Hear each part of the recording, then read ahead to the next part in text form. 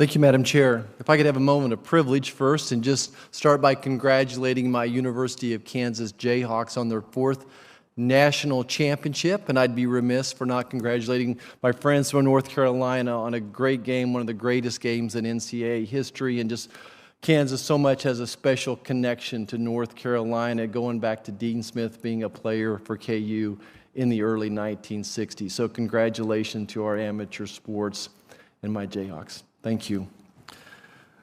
Madam Chair, I want to start off by talking about the importance of innovation. I've always said that innovation would do more to drive the cost of healthcare down than any legislation we can write. And I was so excited when biosimilars came on the market, and I thought that competition would drive the cost of insulin down.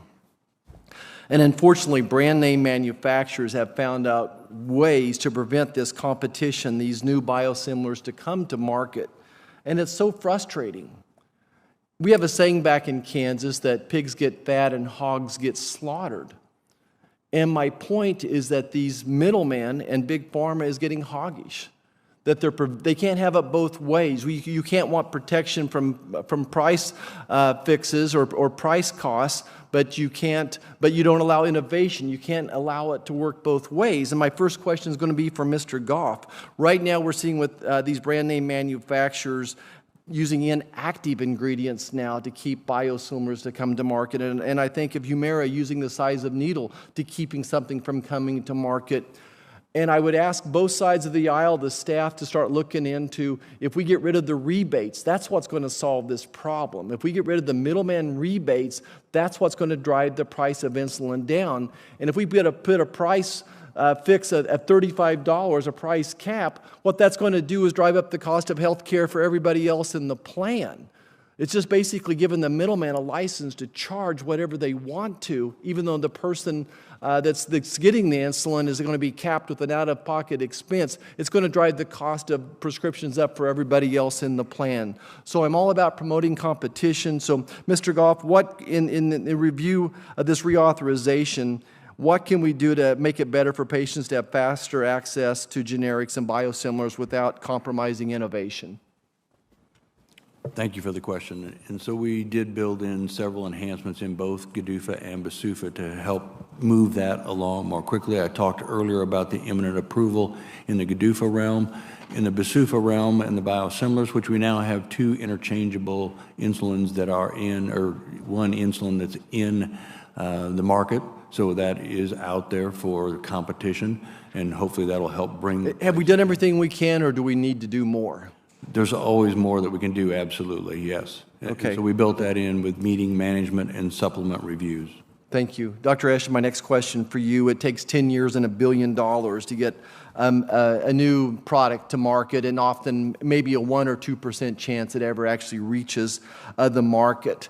The reauthorization process of these new drugs, authorizing these new medications, we talk about that process, but I want to back up in the research going on here.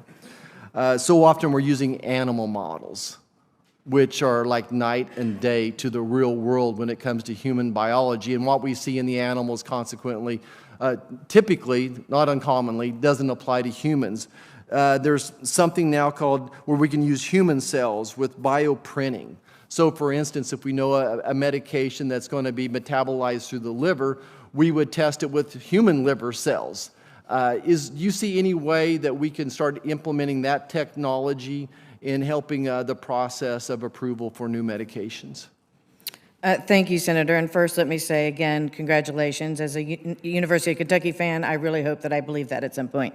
Thank you. Thank you. But I'll get there. But to your point, in all seriousness, we actually have a very active group of scientists in what we call our BioSafe working group that has been publishing papers on advancing non-human primate, ability to utilize alternative tools to primates for preclinical work.